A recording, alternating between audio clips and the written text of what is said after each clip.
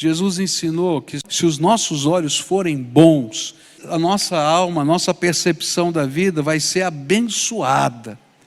Mas se os nossos olhos forem maus, a nossa alma será escura, sombria, amarga, depressiva, e ninguém aguenta ficar do lado da gente, gente. Se você não sabe fazer um elogio, ninguém quer ficar perto de você. Se você só sabe falar dos defeitos dos outros, ninguém quer ser seu amigo, porque você vai falar de todos os defeitos desse seu amigo para todo mundo. Ninguém vai abrir o coração para com você. E no mundo espiritual tem um problema nisso. Se a gente não adota a perspectiva dos olhos de Deus em tudo que fazemos, e se a gente não vive a vida sob a ótica dos valores do reino, então as bênçãos do Senhor ficam impedidas sobre a nossa vida. Você sabia que quando um casal briga, as bênçãos de Deus ficam impedidas sobre essa casa? Está lá o apóstolo Pedro falando sobre isso. Para que não sejam impedidas as vossas orações. Ora, por que isso? Porque se um casal que se ama não sabe se conversar e se perdoar, então como é que devem ser esses olhos com as pessoas que estão à volta? Quando nós perdemos a bênção de Deus, até o pouquinho que carregávamos com o nosso, como nosso, pode nos ser roubado pela própria vida. E sabe como é que começa isso? A gente começa a perder a esperança, a gente começa a perder a coragem, a gente começa a perder o sentido dos valores, e aí vai. Porque essas coisas são transcendentes da graça de Deus. Foi nesses termos que Jesus ensinou lá em Lucas 6,38. Deem e receberão. Sua dádiva lhes retornará em boa medida, compactada, sacudida, para caber mais, transbordante e derramada sobre vocês. O padrão de medida que adotarem será usado para medi-los. Uau! Isso vale para os nossos recursos financeiros. Porque se somos tão apegados aos recursos, que não somos capazes de investir no reino de Deus, ou quem sabe até em pessoas, então o dinheiro deixou de ser um instrumento de troca da vida, mas se transformou em um tesouro maior do que Deus na nossa vida. Eu ouço pessoas dizerem que não são dizimistas, pois não sobra. A gente não é dizimista porque sobra dinheiro na conta, não.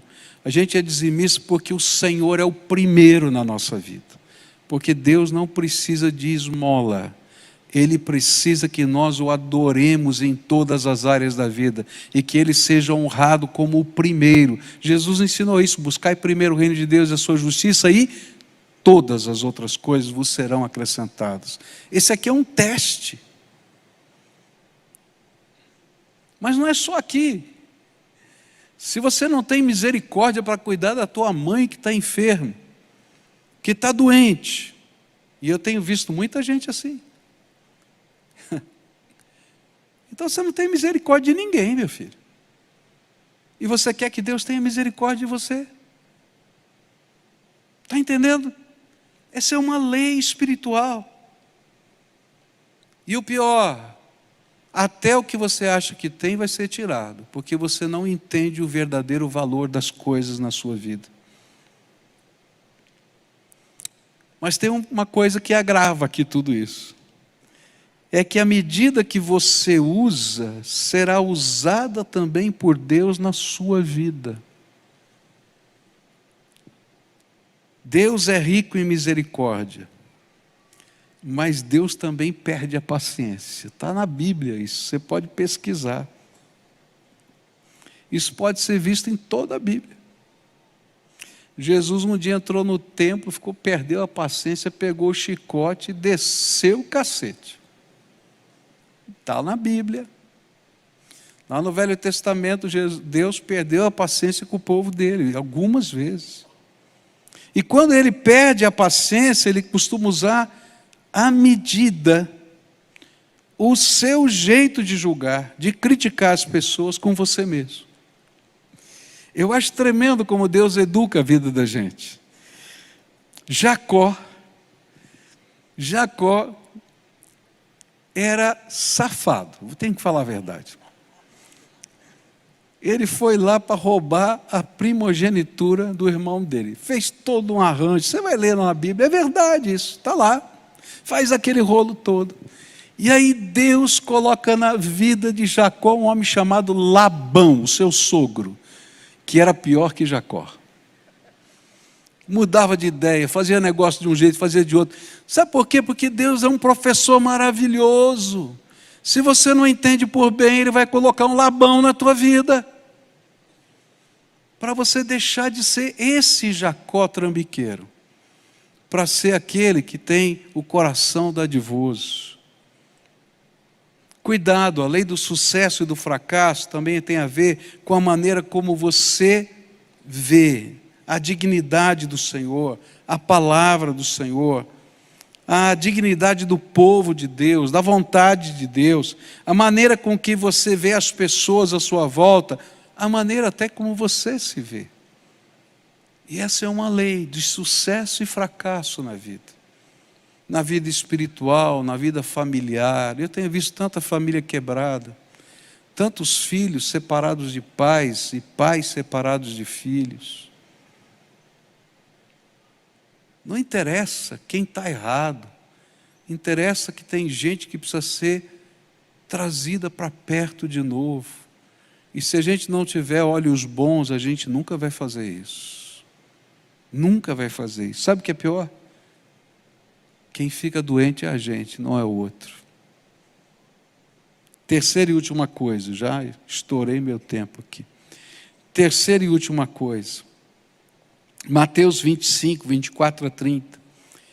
Chegando por fim, o que tinha recebido um talento, disse: sabendo que o Senhor é um homem severo, que colhe onde não plantou e ajunta onde não espalhou, fiquei com medo e escondi o seu talento na terra. Aqui está o que é seu. Mas o Senhor respondeu: servo mau e preguiçoso, você sabia que eu colho onde não plantei e ajunto onde não espalhei. Então você devia ter entregado o meu dinheiro aos banqueiros, e eu, ao voltar, receberia com juros o que é meu. Portanto, tirem dele o talento e deem ao que tem 10.